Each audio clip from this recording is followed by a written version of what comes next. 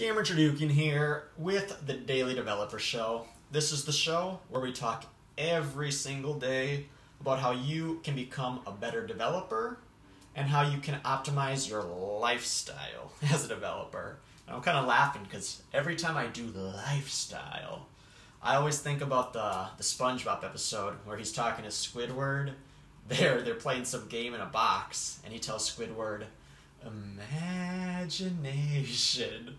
So this kind of puts me in a good mood. But anyway, what we're talking about in this video is feeling afraid about losing your software development job.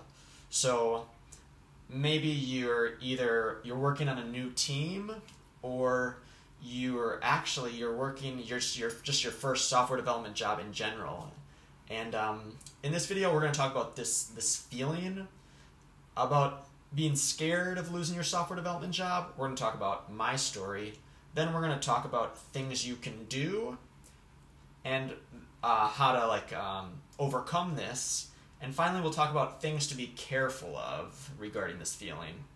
But anyway, this feeling that I'm talking about is maybe you're feeling anxious about losing your software development job. You feel like you can never relax. Maybe you feel fear of the future. You fear being fired and not being able to find another job, or at least not being able to find another job easily. Maybe it's going to take you several months to find another job. And another thing you might feel with this feeling is maybe you dread the daily stand-up meeting where you have to talk about, it's very common in software development, you have a daily stand-up meeting with your team. You stand in a circle and you talk about what you did yesterday and what you're going to do today. And maybe you always feel bad about not having produced enough, or the feeling of dread or anxiety about trying to get the things done that you said you're going to get done. Well, I can totally relate with you. I've been working as a software developer for 4 months now. I started in August. It's now December. And actually, if you've ever experienced these things, I can agree. I can fully relate with you because I have too. Notice that I started working as a software developer in late August, and my last video was in late September, and then there's these 3 months where I just didn't do anything regarding this channel. I went MIA, missing in action.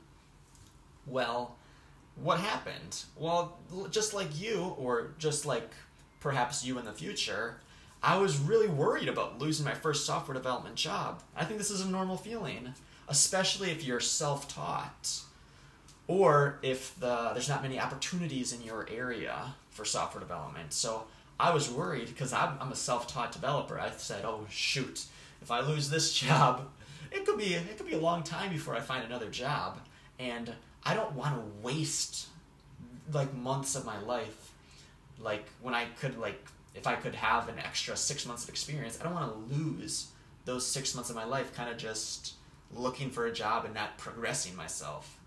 At least at the rate I could be progressing myself, not having that resume experience. So the reason that I haven't made a video in the last 3 months is because I was worried. So I was not really focused on this channel. I was focused on, hey, I'm trying not to get sent home here. So if you can kind of relate with this, here are some pieces of advice I would give you for things you can do to overcome this feeling and overcome these worries sooner rather than later. Actually, I've just overcome these feelings perhaps a month or so ago after 3 months of working on the job. So maybe it could take you 1 month to get over these feelings, or maybe it's going to take you 6 months. I don't know. It depends on the company you're working at, and it depends a lot on you and what you're doing too. So anyway, here are some of the things that I would recommend you do to get over this fear, or at least make it to make the feeling, when you project yourself on the future, project to the future, it feels like a less likely scenario that you're going to get fired. So the first thing I'd recommend is you focus on cultivating relationships and soft skills.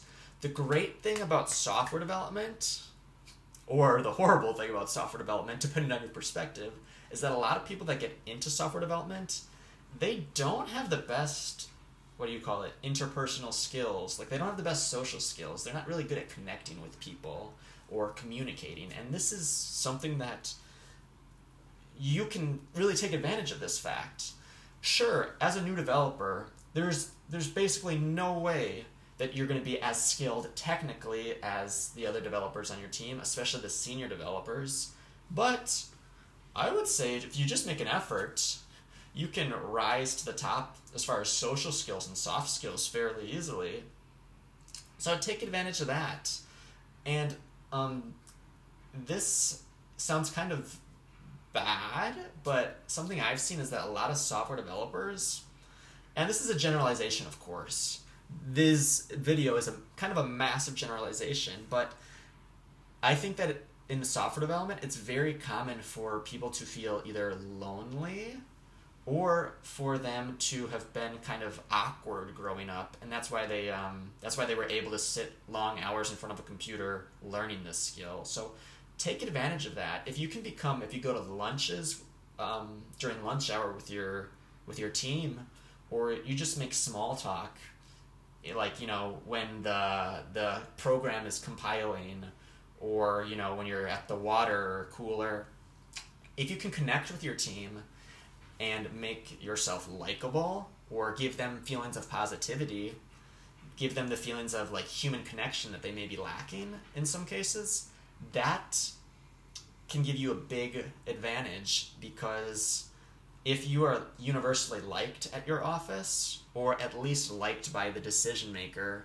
the person that would choose whether you were fired or not, that makes it a lot less likely that you would get fired.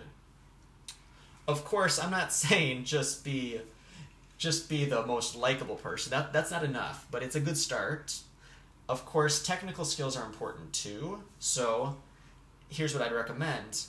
You're starting a new job, build projects and study some of the core concepts of your programming language in your spare time. Sure, I know. You just finished your coding boot camp, or you just finished a year of self-study. You just finished your computer science program. It's not really, you just finished doing some grinding and now you're starting your job. And you kind of want to you want to breathe a little bit. Unfortunately, if you're feeling these feelings of kind of like inadequacy as a developer, or you're feeling really anxious about losing your job, it may not be the time for you to kind of just like relax and focus on work-life balance yet. It may be beneficial for you to, just keep on the grind a little bit longer so you can get yourself up to that level of acceptable performance sooner rather than later. So this may mean when you go home, every hour or every day, try to spend an hour or two, focusing on, for example, if you're learning React, or if you're working with React, maybe you're focused on how the flow of data works. Or if you're doing Redux, maybe you're seeing how you're learning more about Redux Thunk, or you're learning about how Redux Saga works, trying to understand it deeply.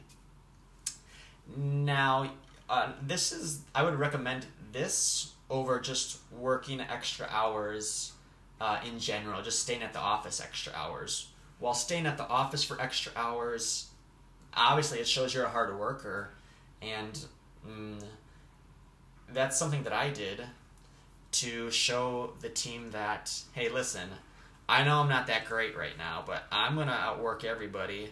And actually, a few months into my job, when I went from being more like temporary contract to a permanent contract, the director of that company, they actually said, listen,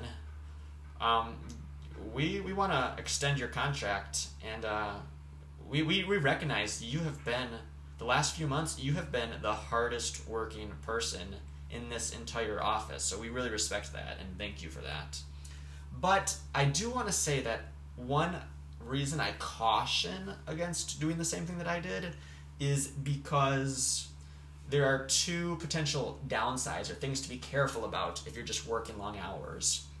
Number one is you've got to understand that in software development, a lot of companies, and especially large companies, they're not expecting you to produce immediately.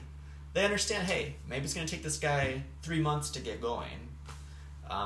That they may be expecting that for new hires. So one problem is that if in those first 3 months, if you're constantly building projects and putting in long hours, they were not expecting you to produce in the first place, and they're looking more at like your growth, or maybe they're just going to evaluate you at the 3 to 6 month mark.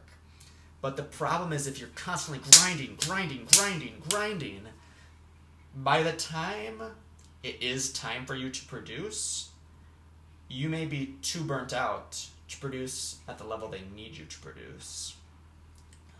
So that could happen. Or if you're constantly working long hours in the beginning, you really have to focus on that it's a sustainable amount of hours, because working long hours at the beginning of your software development career could establish a baseline that your coworkers or your employer expects you to continue the rest of your duration with that company. So maybe at the beginning you're working 60 hours a week because you're like, I'm going to onboard myself as soon as possible. And you go into this thinking that, okay, I'm going to start at 60 hours, and then once I get decent, once I become at the same level as other developers, or at least halfway there, once I can start doing tasks on my own competently, you know what, then I'm going to relax back down to 40 hours. But the problem with this is that many employers, they think you're just going to continue that 60 hours indefinitely. So then when you can't do that anymore because you're just getting burnt out, they think that your dedication to the company is, or your production levels, they are falling, when really you're just going back down to like a healthy, sustainable level. This could happen even worse, however, if you're working long hours the first several months, and then you're kind of getting burnt out, and then the company has a deadline, and everybody else is working long hours, and then you can't do it anymore because you've tired yourself out so much. So that's why, in general, I would say to be careful about working really long hours when you're just starting out as a developer. But anyway, that's kind of been my experience. How long is it going to take to get over these feelings of being afraid of losing your software development job? It could take you 1 or 2 months, or maybe it's going to take you 6 months or a year. It kind of depends on how hard you work at it, what the jobs are like in your area. Yeah, so anyway, I haven't made a video for quite a long time, so I'm a little bit rusty, but I hope you were able to get some value out of this, and I hope to see you again soon.